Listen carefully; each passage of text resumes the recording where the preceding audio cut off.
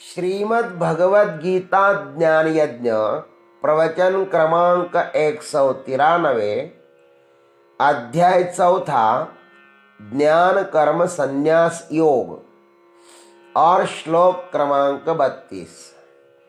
ओम त्र्यंबकं यजामहे सुगंधिं पुष्टिवर्धनम् उर्वारुकमिव बन्धनान् मृत्युर्मुक्षीयमामृतात् समस्तजनकल्याणे निरतं करुणामयं नमामि चिन्मयं देवं सद्गुरुं ब्रह्मविद्वरम्।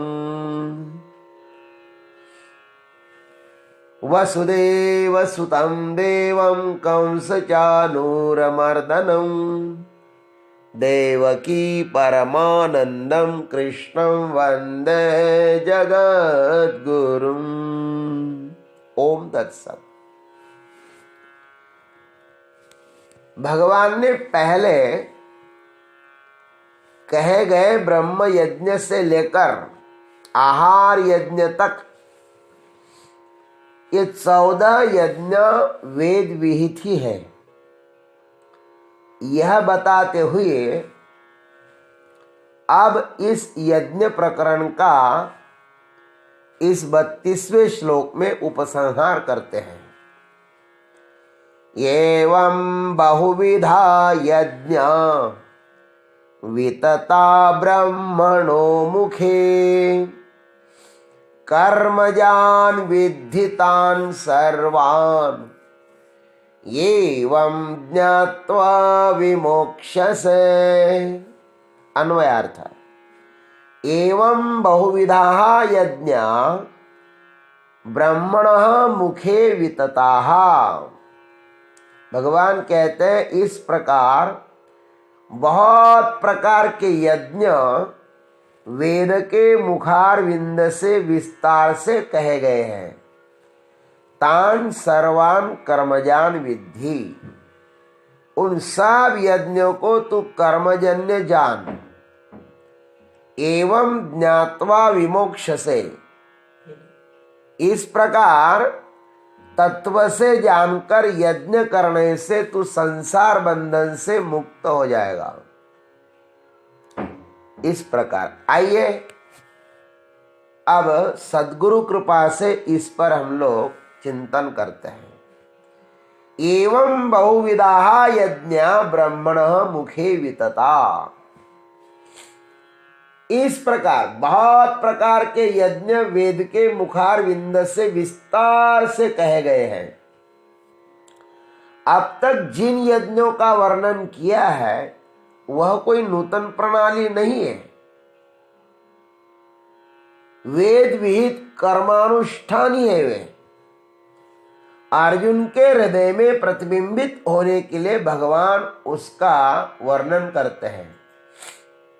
अर्जुन भी शस्त्रों का तथा शास्त्रों का ज्ञाता है, इसलिए तो उन्होंने प्रथम अध्याय में विषाद योग में शास्त्रयुक्त तर्कों से अपने सिद्धांत प्रस्तुत किया था। एक अर्थ में उसका भी भगवान यहां पर प्रत्युत्तर दे रहे हैं। वेदों में सकाम कर्मों का विस्तृत वर्णन है, तो निष्काम कर्मों का भी है। वेद विहित सकाम कर्मों से यदि स्वर्गादि सुंदरतम लोकों की प्राप्ति हो तो भी ध्यान रखना वे पुनरावर्ती ही है। उनका अंतिम फल संसारी है। मग तया पुण्याची पावटी सरे सवेची इंद्रपनाची उटी उतरे मग येऊ लागती माघारे मृत्युलोका ते तम भुक्त्वा स्वर्गलोकम विशालम क्षीणे पुण्य मर्त्यलोकम विशंति। इस प्रकार पुण्य समाप्त होने के बाद वहां से नीचे आना ही पड़ता है। यदि कोई व्यक्ति शतक्रतु माने 100 राजसूय यज्ञ करे तो उसे स्वर्ग का सार्वभौम पद मिलेगा। किंतु वह भी पुनरावर्ती ही है। वेद विहित सकाम कर्मानुष्ठान करने वालों की तो यह स्थिति है, किंतु जो लोग वासना विहित अहंकार विहित कर्म करते हैं उनकी क्या स्थिति होगी? क्या वासनाजन्य कर्मों के फलों का हम हर क्षण अनुभव कर रहे हैं? और कर रहे हैं तो हमें मिल क्या रहा है? शिवाय दुख से और भी कुछ नहीं मिलता हमें। हम तो हर क्षण वासनाजन्य कर्मों का क्या फल है उसका अनुभव कर रहे हैं और हर क्षण दुख भोग रहे हैं। हम जो भी करते हैं सुख की आशा से ही करते हैं, किंतु मिलता कभी भी नहीं वह सुख। एक वस्तु मिली कि तत्क्षण दूसरी वस्तु की स्पृहा जाग जाती है।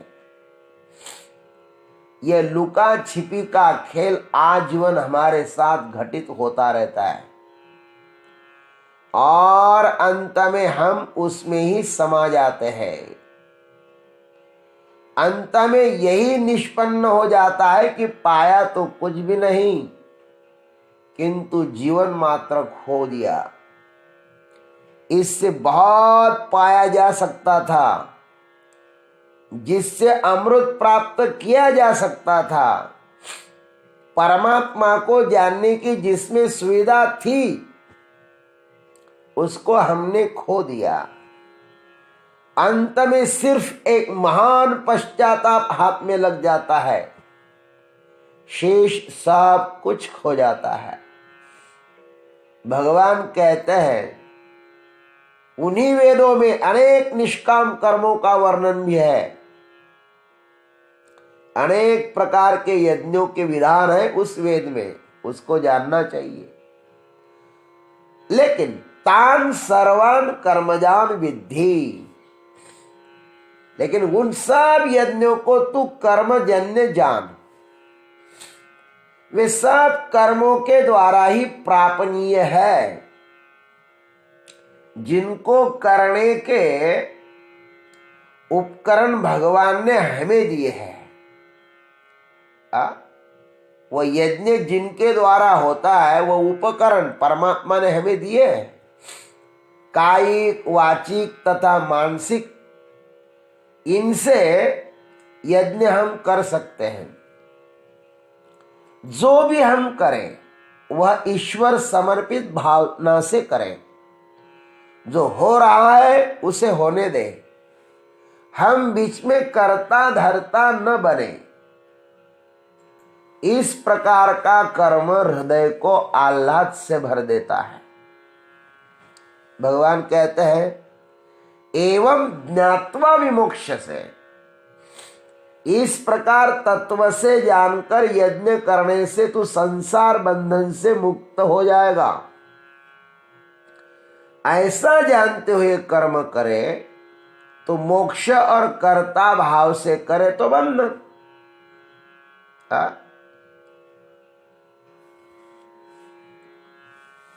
ईश्वर भाव से करे तो मुक्ति, और कर्ता भाव से करे तो बंधन। कर्म के पीछे जो भाव है ना कर्ता का, उसमें परिवर्तन करना है, कर्म में नहीं।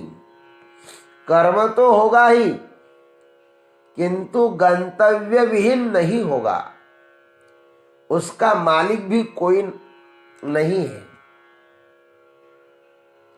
किंतु जो हो रहा है वह कर्म दिशा विहीन भी नहीं है। निश्चित गंतव्य की दिशा में हो रहा है। जो तैरने की कला जानता है वह तैरते हुए ही गंगा जी के पार हो जाता है। सकामी कर्मियों का कोई गंतव्य नहीं होता है। हजारों कामनाएं होती है मन में, जितनी पूर्ण करो उतनी अशांति ही बढ़ती है। सकाम मार्ग में पीड़ा है, दुख है, आशा में भी दुख है, और आशा पूर्ण न हो तो निराशा में भी दुख ही है, किंतु निष्काम कर्म में प्रारंभ में भी सुख है और उसकी असफलता में भी सुख है, क्योंकि सफलता और असफलता उस परमात्मा के हाथ में है। मैं तो सिर्फ उपकरण हूं। इस प्रकार की दृढ़ भावना चित्त को निर्मल बनाते हुए आत्मज्ञान के द्वारा इस कर्ता को अकर्ता में विलीन कर देता है। सच्चिदानंद की माने स्वयं की प्राप्ति हो जाती है और यह जीव कृतकृत्य हो जाता है। यही इन यज्ञों को निष्काम यज्ञ करने से लाभ है। इसलिए भगवान ने बहुत सुंदर बात बताई, एवं बहुविधा यज्ञ वितता ब्रह्मणो मुखे कर्मजान विद्युतान सर्वान, और अंत में कहा एवं ज्ञात्वा विमोक्ष से, इनको जानकर मनुष्य मुक्त हो जाता है। ओम तत्सत। जय गुरुदेव, जय जगदीश्वर, जय जय महाकाल।